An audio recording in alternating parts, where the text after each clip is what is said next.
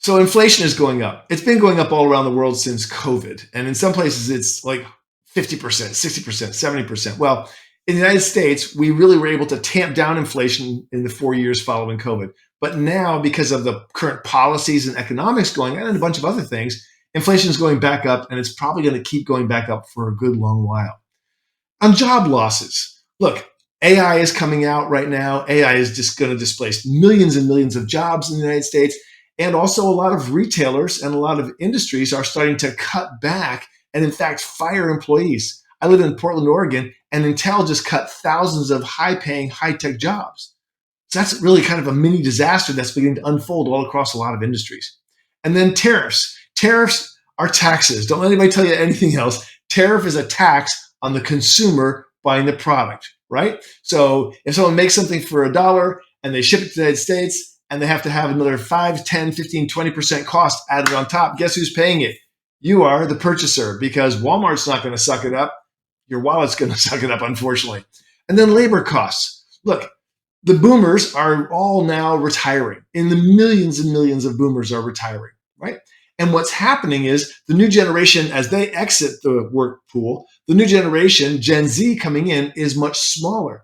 So if you lose, let's say, 10,000 people a day in the boomers that are retiring and some are dying and passing away and so forth, but your Gen Z is only coming in at 9,000, you're missing 1,000 jobs a day that you can't fill. So those are the big four horsemen of the economics and your wallet that are being affected right now. So let's go back, let's go in reverse. Let's look at labor costs. Well, traditionally, labor costs have been something that we've been able to manage pretty easily because it's basically this. If you have 10 people to do 10 jobs, that's a level set of pay. If you've got 12 people to do 10 jobs, wages go down because people are fighting for the jobs. But if you've got 8 people to do 10 jobs, labor costs go up, right? Because it costs you more to secure those workers and grab them so that they can work for your project, not for somebody else's project or business, right? So labor costs go up. Well, traditionally, we've done 3 things that have helped keep labor costs relatively low in America, right? Number one, we've had a high birth rate. I mean, my friends had parents that had 9 sisters and 8 sisters and brothers and huge families back in the 50s and early 60s and the late 40s, right? That's the boomer generation starting then. And those people were a massive labor force. And that's why prices on labor went down, even as the economy grew. The next thing we did was we had legal immigration. So after World War II, millions upon millions of people came to the United States because fleeing war and fleeing all the devastation in Europe and everything else. And so they came here and they added to the labor pool and the intellect pool. It was just great for the economy. And the third thing is we have lots of illegal immigration. Now, what we call illegal immigration today is different from what they called it back then. So we used to have millions of seasonal farm workers come up from Mexico and deal with California and Texas and other states and do farm labor and then go back during the winter. Well, that kind of changed in the 70s when they started coming but not going back.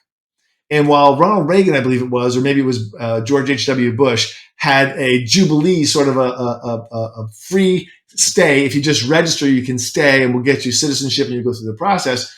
Starting in the late 80s and 90s, we shifted that. And so now what's happened is you had, whatever the number is, 10, 20 million illegal immigrants, as they're called by certain people.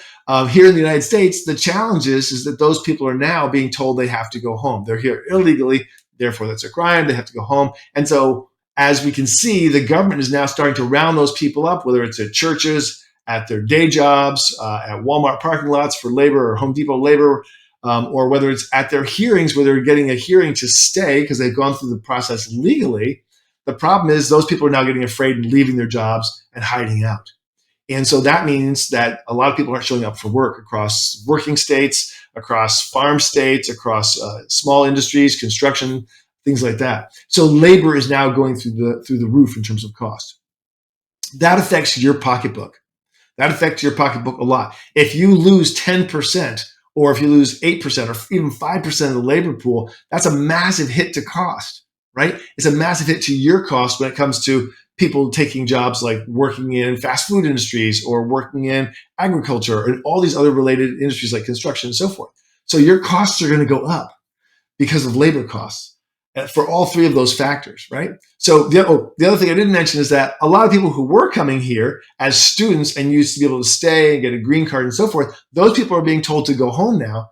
And because of the political climate, a lot of people are not coming to the United States to study anymore. In fact, places in Europe and in China and other places are now saying, come here to our schools and we'll give you a free tuition and you don't have to go to America. So the best and brightest are starting to go to those other places, which is really difficult because we all love tech. You're watching this video, that's tech. You're on the computer, that's tech, and all the new apps and AI and everything else that's coming out. A lot of those people are the best and brightest from other countries who came here for the purpose of working in those areas, but they're not coming here as much now. And a lot of them are leaving. So this is a big problem for labor and for costs. Well, let's go to tariffs next. Tariffs is difficult because tariffs is a tax. And the global order that the United States put together after World War II, starting in what was called Bretton Woods, which was a big conference, we decided that free trade was the best way to build America. And it worked. I mean, America became the wealthiest country in the world, the biggest middle class, the richest industrialists, the biggest companies in the world were American. And it worked really well because we didn't put a tax on goods coming in. And so they didn't put a tax on our exports. So there's always been a little bit, a couple of percent here and there that pretty much all countries have. And in fact, the last couple of presidents, including Trump and Biden and others, have secured trade agreements that kept the tariffs super, super low and made free trade the big deal. Now, the current administration is leveling huge tariffs on incoming imports to America. And that's things like steel, copper, cement, other things that wood from Canada, all these things that we need to keep our industries growing. The basic fundamentals are now being taxed at a higher rate because of tariffs. And that means your pocketbook is going to get hit. Now, August 1st, today is, we're already in August. As of August 1st, a lot of those tariffs went into effect. And so you're going to see incoming prices are going to go up because previously, the past 6 months or so, there's been a lot of inventory in America that the companies like Walmart and others have been holding on to and selling, but now they're running out of inventory and the tariffs are coming. So you can expect prices to go up unless and until the president takes them away again. So we'll see. Now, job losses. With the tariffs in place, what's happening is that a lot of the companies are going, we have to plan for the next 6 to 9 to 12 months in profitability. We're going to start laying people off because we think labor costs are going to go up, which makes our business more expensive. We think tariffs are going to hurt us because those inputs, whether it's a finished product from China or whether it's wood and copper from some other country, those costs are going to go up. So we need to start laying people off because we think there's going to be a recession. Well, it has a trigger effect. If we start laying people off at the same time that we're having tariffs and labor costs are going up, that means that we're more likely to have a recession. So what is that also driving? That's driving inflation. That's driving more inflation. And inflation drives inflation, and the prices go up. The crazy thing is that a lot of the bigger corporations are showing record profits. So a lot of this extra inflation on top is just cream they're scraping off and taking for their corporate profits, which most corporations do, but it just means you're paying more. So these are the big four reasons. It's labor costs, it's tariffs, it's job losses, it's inflation, and we haven't even begun to see the full impact of the tariffs yet. We haven't even begun to see the full impacts of AI, which is going to take tens of millions of jobs away here in the United States and around the world. So a lot of things are coming. So what do we do? What do we do in the face of all these dramatic changes in the economy and the change in prices and costs and the cost of living and everything else? Most people will cut back. So I think there's really three things you can do in the face of this. It's like anything else. If there was a world war on right now, we'd be facing similar kinds of conditions. So let's just pretend, in a sense, that this is just one of those times, as Ray Dalio calls it, it's one of those where the cost of things go up, where life gets a little bit harder. We can say, okay, we can reject it and fight it and be angry about it, which is natural, and we all do, all of us do. And we can also focus on increasing our personal well-being, right? So take care of your health. Be more mindful of your sleep.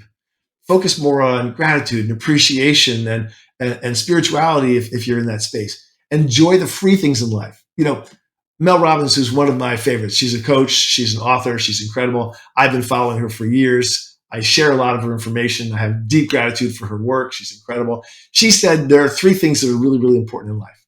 Big three for her. Number one, find good people and love the people in your life who you love. So surround yourself with good people. Love those people. Love your family. Love your friends. Spend time with them. The second thing is Find things that you love doing. Maybe it's paddleboarding, maybe it's playing bridge or parcheesi or Yahtzee or Monopoly or something, right? Going on long walks, having a garden. Find the things you love and do those things.